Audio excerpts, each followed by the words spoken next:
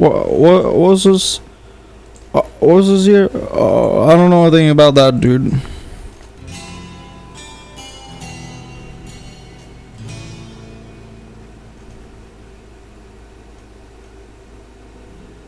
Hey guys, what's up? Mad Season here, back with another video for you. When people talk about World of Warcraft, they're usually discussing one of two versions.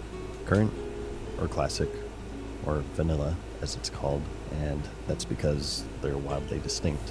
Where one has the identity of old school RPG elements, wonky imbalance, community, a lack of microtransactions, or just weird annoying things like filling your bags with useless quest items that you hold on to for 3 years until you realize you don't need it anymore. Yeah. Whereas the other has a more modernized, streamlined, and goal-oriented flavor where you can buy all forms of character progression. Yeah, They're dude. technically the same game. They're so wildly different from one another. If they didn't share the same name, it would be hard to tell that what you're playing in 2024 is the culmination of thousands of changes from its original launch in 2004. The game is where it's at today due to 2 decades of changes, but there have been certain expansions that many feel are more drastic than others in this regard. Oh yeah, I played that game. 20 years, the expansion that many thought to truly divide this classic era and modern is the Cataclysm, and it's for good reason. It changed the world of Azeroth as we knew it, literally. The old world was completely redone, talents were restricted heavily, you can no longer mix and match, only fire mages could use Fireball for instance, weapon speeds were normalized, automated group finding for raids were added. So bad. Countless RPG elements were flat out removed. It was clear at this point that the design philosophy had shifted, but my argument for this video is that this isn't where this philosophy began, but merely where it accelerated, and its true origins can be found in none other than the Wrath of the Lich King expansion. Wrath today is looked upon with great fondness, No. rightfully so. It was a great expansion, whether it be the Death Knight class, the zones, dungeons, raids, or back when the lore was actually good, instead of just watching Sylvanas body every single lore character in the game. That's true. Okay, dude. Okay, dude. Okay, dude. Okay, yeah, okay, dude. Okay, dude. Okay, dude. Okay, dude. Okay, dude. Okay, dude. Okay, dude. Service of a Yo, they should have made her boobs bigger, dude. Speaking of good lore, I do want to take a moment to thank the sponsor of this video. Out of my 10 years on YouTube, I haven't really done too many sponsors, I think it's fair to say. I only do stuff that I use or I think is cool. If you're looking to get into a really cool series, this gets my recommendation for sure. Michael R. Miller is the author of The Songs of Chaos. Being a classic Andy himself, I recently got my hands on the Are those series, which is books? really cool. Some things are actually inspired from classic if you have a keen eye, such as the main character using consecration. Must be holy spec, which is pretty in line with vanilla, I suppose. But to give you a general idea of the series, if you've ever read Aragon by Christopher Sucks. Kid, this will be right up your alley. It follows the story of 2 misfits, Holt Cook, who's a servant boy who rebels against society to rescue a blind dragon from certain death, and becoming a dragon rider in the process, and confronting an undead menace, and unearth secrets that reshape their reality. It's an ongoing series. Currently there are 3 installments, Ascendant, Unbound, and Defiant, the latter being released just last year to great reception. You can get the series in ebooks and in print. I actually have the hardbacks myself, but I'm more of an audiobook person, and I've been having this playing while leveling in Classic, which has been like the most relaxing thing ever, so I'd highly suggest checking out the Why would you listen to a book, dude? They're all narrated by Peter Kenny, whom you may recognize if you listened to the Witcher series. The first book, Ascendant, is available for 1 credit on Audible, and it runs for 18 hours. In total, the whole series is over 67 hours. But yeah, I just really like the series, and I'm happy to do a sponsor of it because I do think it'll resonate with a lot of you guys too if you're into this sort of genre.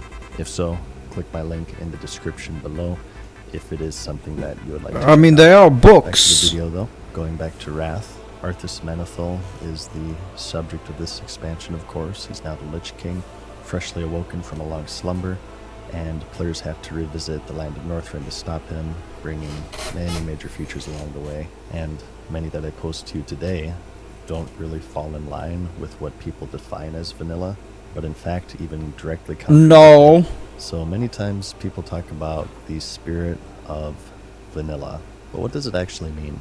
Some say it's a lengthy leveling campaign. World of Warcraft was developed from 1999 to 2004 in what many describe as the golden era of MMORPGs, and though they all differed in various ways, a time-consuming leveling process. What a shit-ass game, dude. Leveling in all MMOs is seen as an obstacle, more of a distraction that's meant to be completed as fast as humanly possible. So level 90 only, dude. Where it all opens up. And yeah, dude. The same dungeons and raids ad nauseum 4,000 times over until you get bored and quit. Yeah, dude. This golden era, as it's called, however, in regards to leveling, the genre was grindy, time-consuming, and challenging. And although vanilla WoW, comparatively speaking to the rest of the genre at the time, was actually pretty casual, by today's standards, the 1 to 60 journey has become one of its most defining characteristics, to be sure. But this being the internet, nobody can really agree on anything, and others believe that this that's not true. The community. This is a time before dungeon or raid finding. Terrible, dude. Awful, dude. Server, and you could only see, play with, and talk to other players on your server and your server. So why Cataclysm sucks, dude. Names, that really good guild. That yeah, dude. PvP group. Oh yeah, dude. Getting bodied by device pillagers at level 14 is now dude, 60. That reminds me of a story that I've told 15 times in the last like week, dude. Back in the day, Zach, Cody, and me, we would play WoW, and I remember when we got to Westfall, and I was like, boys, we are gonna conquer the world. And a blue sword dropped, and I got it. And the Defias pillagers, they kept giving them trouble, but not me, dude. Cause I wasn't having trouble with that, dude. What is this here? Have you reacted to we need to make boobs bigger in video games? No, not yet, dude. No. Have you reacted? Yeah, dude. Yeah. Clearing through the Blackwind lair. You're gonna have 3 pillagers on you, by the way. Okay, dude. Okay, dude. Okay, dude. Okay, dude. Okay, dude. Okay, dude. Okay, dude. Okay, dude. Discords, the game and still has today, to a lesser extent, a very community-oriented feeling. Yeah, dude. People say that the spirit of vanilla is innocence and a lack of goals. This one is tricky because not only game design but also inexperience. Okay. The game being linear, it always has been goal-oriented to some degree. But vanilla represents the era before achievements, where you could just explore a corner of the world, not for internet points, but more for just the sake of doing it. Some say that the spirit of vanilla is the lack of features, or its simplicity. It was before the game had become very bloated with features, as every MMO eventually suffers. One of these things are microtransactions. That's true. During a time before developers found out how lucrative paid progression could be in a active genre centered around character progression. And others say that it was super hardcore, which is funny by today's standards, but back in 04 to 07 skill level, having only 1 raid difficulty was unforgiving. Yeah, There's dude. No easier mode to run to. You're wiping to a boss to see a raid in its entirety. That's why Cataclysm fucking sucks, because it added LFR. Yeah, dude. And really, the only way to see it was to get good. And it goes on and on. No one can agree what truly defines vanilla WoW. True. It's a culmination of all of this. Yeah, dude. Getting to the point of this. Okay, dude. What if I were to tell you that everything I just listed disappeared not with the Cataclysm, but the beloved? No. An era before you could. They added 1 store mount, dude. Levels and gold directly from Blizzard. Nuh-uh. Leveling was severely nerfed in a few ways. No. XP reduction that came in the Burning Crusade, but as far as Wrath is concerned, you may remember. Oh yeah! Increased XP gains by 25% total if you were to collect every piece, as well as making the leveling process. Oh yeah! Also Wrath when they added XP to Battlegrounds, and also Oh the yeah! experience was made far easier by buffing Oh yeah! generation rate. Regardless, it was clear. Blizzard at this point had started to shift their design philosophy to the shiny Yeah, dude. end game at the expense Oh yeah! of leveling, because that's where the game truly begins, right? That's where you see the Yeah, dude. raids, and you get the shiny It is. loot, and you Yeah. finish your character so you Yeah, have the dude. luxury of not having to play anymore. Yeah. It's an extreme. The game has 10 expansions, but you can level from 1 to max in the span of a day, or seconds, depending on how much you value your time versus your money. Speaking of Yeah, which, dude. Wrath was also when we saw the introduction of major microtransactions.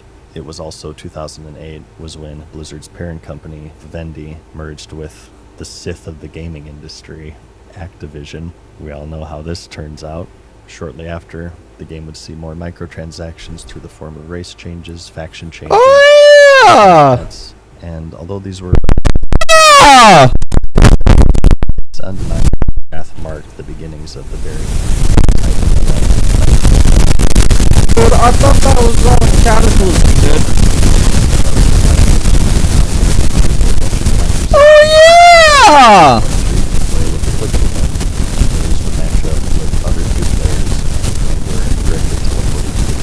I always knew that, dude.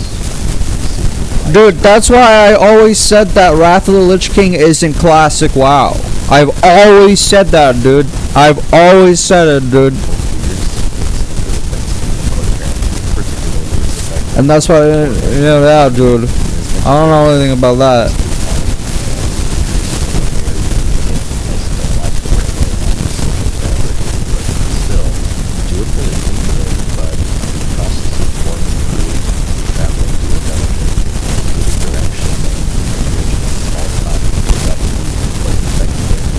Oh, what a thought, dude.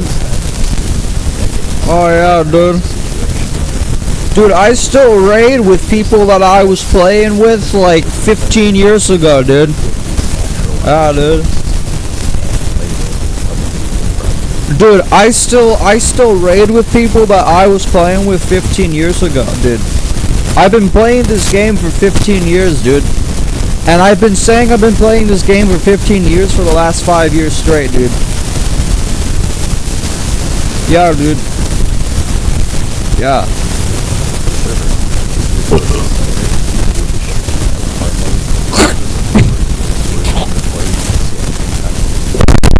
Again, this is a design philosophy that began in Wrath. Yeah, dude. Speaking of raiding, a point mentioned earlier is that throughout Vanilla and the Burning Crusade, an unforgiving element was the fact that there was just one difficulty. No LFR, no normal mode, and it was balanced accordingly. I remember when the Blackwing Lair came out, half of the raiding guilds got Thanos'd because people ran into a fight that wasn't just a reskinned salamander. It actually required coordination, execution, and the rare hunters who didn't play as if they were controlling their character with a DDR pad. This Okay, all dude. immediately zoning into the raid, filtered out the unworthy. And Warriors aren't that bad, dude. different difficulty modes were experimented with quite a bit in Wrath. At first in Extramus, there were achievements that gave cosmetic rewards. Fuck 'em. Those were tricky challenges upon yourself, and later in Old War, there would be hard modes that gave more loot, such as leaving the towers up on Flame Leviathan, or pushing the big red button on Mimeron, to name just a few.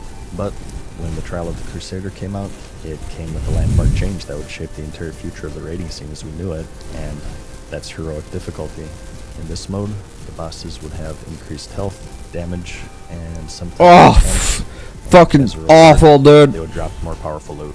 In exchange, however, the difficulty of normal mode would be scaled down to make raiding more accessible, Oh yeah! encouraging those seeking greater challenges to this heroic mode. Although, again, LFR was in Cataclysm, which was... Look at that, dude. Dude, just look at that, dude. Although, Dude, again, LFR was in Cataclysm. dude, look at that and tell me that's not a fucking man, dude. Dude, look at that, dude. Dude. This is what we need in video games, dude. We need big tits and this guy. We need men. We need men with big muscles and big dicks, dude. We need that in video games, dude. Yeah, I don't know anything about that, dude, but yeah, dude. Yeah, this guy, it's not gay. No, it's not gay. It's not gay. What's gay is putting non-manly men in video games. Like, let's go back a bit here. Skill go drop more damage, heroic difficult landmark change that would shape the entire Like, same as we knew it, and like, dude, look at heroic difficulty. In this mode, the bosses would have increased or dropped more powerful, make raiding more accessible to the populace, encouraging those seeking. We need men in video game, dude. Yeah, dude. Yeah. It's not gay. What's gay is this liberal agenda, dude, of putting them in, putting these non-manly men in video games, dude. It's like Jon Snow's such a pussy bitch, dude. He's written by a fat liberal woman, dude. Yeah, dude. And I hate that, dude. We need bigger boobs for Sylvanas, dude. And we need more muscular men. Yeah, dude. Greater challenges to this heroic mode. Although, again, Alifar was in Cataclysm. Oh, like, look at that, dude. See, this is what we need more of, dude. We need more of, dude. Yeah, dude. Wrath was when this design philosophy of more accessible raiding took shape. So, heirlooms, microtransactions, multiple raid difficulties, more accessible raiding, group finding, a big shift towards goal-oriented design. Fuck 'em. More. Wrath was a great expansion. Don't get me wrong. I mean, The there's a reason best, why dude. then that the game reached peak subscribers, and I look back to it quite fondly myself. This isn't me saying that any of this is bad, but more of just me saying It's that not. these are all features that most would tie to the identity of current World of Warcraft. The problem is that retail WoW is today, and Wrath of the Lich King was in the past, dude. It's still classic. While Cataclysm did the same in many big ways, No, it didn't. Yeah, it did. Cataclysm No, it did. just put their foot on the gas to accelerate the game into this very new and very different era. Like the video if you like it. I'll see you in the next one. Peace. Oh.